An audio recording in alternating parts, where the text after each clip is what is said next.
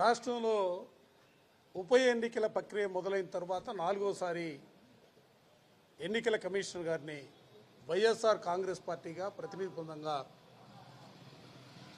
కలవడం, కలిసిన ప్రతిసారి కూడా రాష్ట్రంలో జరుగుతున్నటువంటి అప్రజాస్వామిక విధానాల్ని, అధికార పార్టీ ఆగడాలని, వ్యవస్థలని కాపాడవలసినటువంటి అధికారులు నిశ్చేష్టులై శ్రేష్ఠలుడికి చూస్తున్నటువంటి వైనాన్ని ఎన్నికల కమిషనర్ గారి దృష్టికి తీసుకురావడం జరిగింది. నిజంగా ఏమిటి దౌర్భాగ్యమని అడుగుతా ఉన్నా. దేశంలో చాలా రాష్ట్రాలు ఉన్నాయి.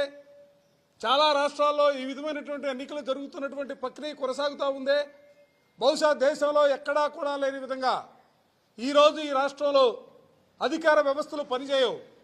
చంద్రబాబు నాయుడు గారు రచించినటువంటి రాజ్యాంగం, లోకేష్ బాబు గారు సృష్టించినటువంటి రెడ్ బుక్ రాజ్యాంగాన్ని ఈ రాష్ట్రంలో అమలు చేస్తున్నటువంటి పరిస్థితుల్ని ఈ సందర్భంగా రాష్ట్ర ప్రజానికాన్ని కూడా గమనించమని చెప్పి నేను కోరుతా ఉన్నాం. ఇవాళ ఏం జరుగుతూ ఉంది? సహజంగా ఎక్కడైనా కూడా ఎన్నికలు జరుగుతూ ఉంటే వాళ్ళ పార్టీ సింబల్ మీద గెలిచినటువంటి వ్యక్తులు పోటీ చేయటం అనేది సర్వసాధారణంగా మనకు తెలుస్తున్నటువంటి అంశం. ఇవాళ మీరు ఎవరు నిలబెడతా ఉన్నారు? పిడుగురాళ్ళలో 33 స్థానాలకి 33 కౌన్సిలర్లు వైఎస్ఆర్ కాంగ్రెస్ పార్టీ గెలిస్తే ఇవాళ మీరు పెట్టినటువంటి అభ్యర్థి ఏ పార్టీ పరంగా పోటీ చేస్తా ఉన్నాడు? తిరుపతిలో మీరు గెలిచింది ఒక్క కార్పొరేటర్ సీటు. మీరు ఎక్కడ ఎట్లా పోటీ చేస్తారు? ఎట్లా గెలుస్తారు? తునిలో 30 స్థానాలకి 30 స్థానాలు వైఎస్ఆర్ కాంగ్రెస్ పార్టీ గెలిస్తే అక్కడ 3 సార్లు ఎన్నికల ప్రక్రియ వాయిదా వేసినటువంటి పరిస్థితులు కూడా మనం చూస్తూ ఉన్నాం. అదే రీతిలో పాలకొండలో కూడా రాష్ట్రంలో జరిగినటువంటి ఉప ఎన్నికలన్నిటిలో కూడా కార్పొరేషన్లకు సంబంధించి జరిగినా మున్సిపాలిటీకి సంబంధించి జరిగినా కూడా సంఖ్యాపరంగా ఎక్కడా కూడా బలం లేకపోయినప్పుడు కూడా అక్రమ మార్గాన ఇందాక పెద్దలు అందరూ చెప్పినట్లుగా బెదిరించో భయపెట్టో లోబరుచుకునో ఎన్నికల్లో గెలవాలనే మీరు చేస్తున్నటువంటి ప్రయత్నాలు నిజంగా మాకు ఈ ఎన్నికల్లో గెలిచినా ఓడినా ఈ రాష్ట్రంలో ఉన్నటువంటి రాజకీయ పరిణామాలు తారుమారవుతాయని మేము భావించట్లా.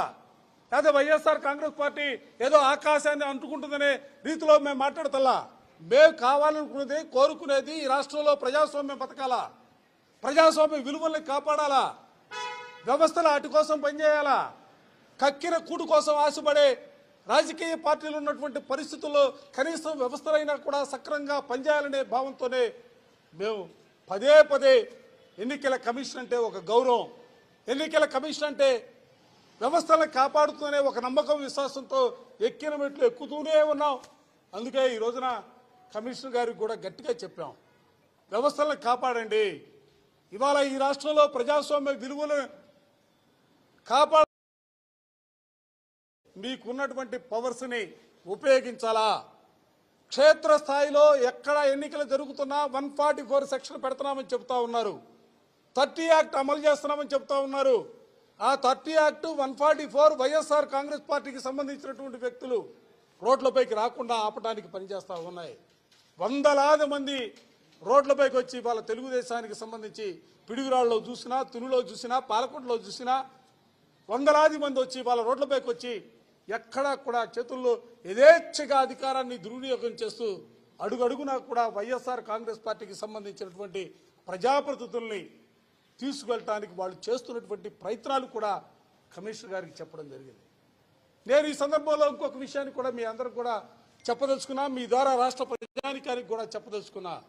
ఇవాళ మీరు తుల్లో చూశారు, మున్సిపల్ చైర్మన్ ఇంట్లో కౌన్సిలర్స్ అంతా కూడా కూర్చొని ఉంటే అక్కడ స్థానికంగా ఉన్నటువంటి మాజీ శాసనసభ్యుడు మంత్రిగా పనిచేసినటువంటి దాడిశెట్టి రాజా గారు కూడా ఆ ఇంట్లో ఉంటే ఆ ఇంటిని చుట్టుముట్టి వందలాది మంది కార్యకర్తలు తెలుగుదేశానికి సంబంధించినటువంటి వాళ్ళు వెళ్ళి చుట్టుముట్టి అక్కడ ఉన్నటువంటి కౌన్సిలర్ని బయటికి బలవంతంగా తీసుకురావడానికి వాళ్ళు చేసినటువంటి ప్రయత్నాలు కూడా వాళ్ళందరూ కూడా గమనించాలని చెప్పి నేను కోరుతా ఉన్నా.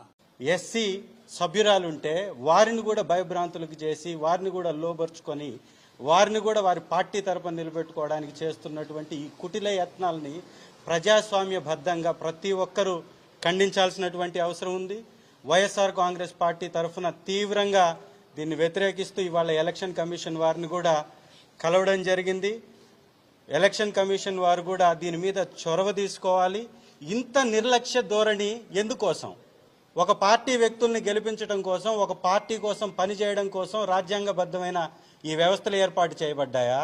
రాజ్యాంగాన్ని గౌరవించి రక్షించి రాజ్యాంగబద్ధంగా ఎలక్షన్స్ జరిపించడానికి ఈ వ్యవస్థలు ఎన్నుకోబడ్డాయా? ఒక్కసారి వీళ్ళు కూడా ఆత్మ పరిశీలన చేసుకోవాలి. ఈరోజు ఒక్క సభ్యులు కూడా లేనటువంటి తెలుగుదేశం పార్టీ గెలుపు ఎలా సాధ్యమవుతుంది? వారు డబ్బు మదంతో, రాజకీయ అండతోటి, అధికార మదంతో అధికారుల్ని బెదిరించి ఎవరైతే వైఎస్ఆర్ కాంగ్రెస్ పార్టీ సభ్యులు ఉన్నారో, కౌన్సిలర్లు ఉన్నారో వీరందరినీ భయభ్రాంతులకు గురి చేసి వారు గెలుస్తూ పోతూ ఉంటే ఎన్నికల కమిషన్ చూస్తూ ఊరుకుంటుందా? ఇదేనా ప్రజాస్వామ్య విధానం అంటే?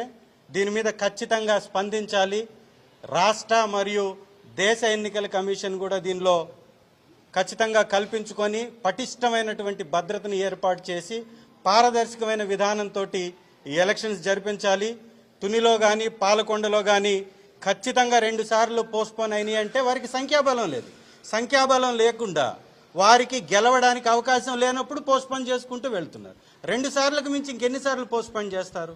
అట్లాగే వాళ్ళ పిడుగురాళ్ళలో జరిగినటువంటి ఎన్నికను కూడా ఖచ్చితంగా రద్దు చేయాలి, మళ్ళీ జరిపించాలి. ప్రజాస్వామ్యబద్ధంగా పటిష్టమైనటువంటి పోలీస్ రక్షణ మధ్యలో ప్రజాస్వామ్యాన్ని కాపాడే విధంగా ఈ ఎలక్షన్స్ జరిపించాలని రిక్వెస్ట్ చేస్తూ మేమందరం కూడా ఇక్కడికి వచ్చేసి వారిని వినతి పత్రం ఇవ్వడం జరిగింది. కాబట్టి దయచేసి కేంద్ర రాష్ట్ర ఎన్నికల కమిషన్ దీని మీద ప్రత్యేక దృష్టి పెట్టి ఎలక్షన్ జరిపించవలసిందిగా వైఎస్ఆర్ కాంగ్రెస్ పార్టీ తరఫున మేము కోరుకుంటున్నాం.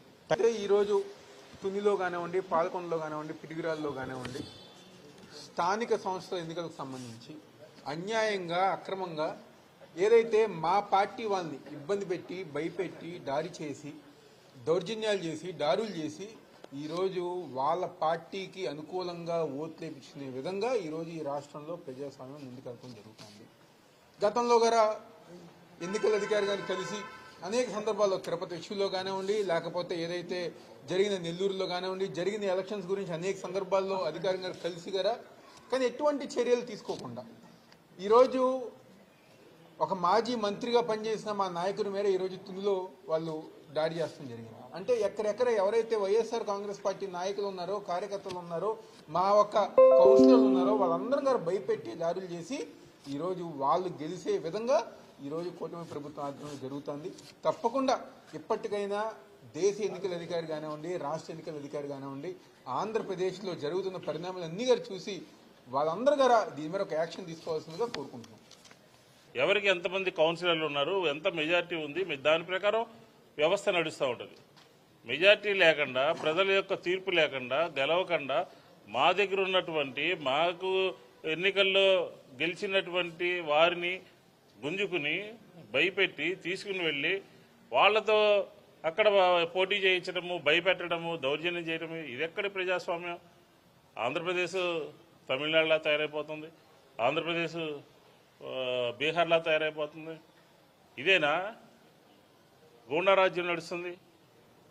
ఎక్కడైనా తప్పు చేస్తే, ఎక్కడైనా ఎవరైనా చేస్తే నిరూపించాల్సినటువంటి సీనియర్ ఆఫీసర్లు కూడా ప్రేక్షక పాత్ర వహిస్తున్నారు. ఇది ఎక్కడ న్యాయం అని చెప్పని వైఎస్ఆర్ కాంగ్రెస్ పార్టీ అడుగుతుంది.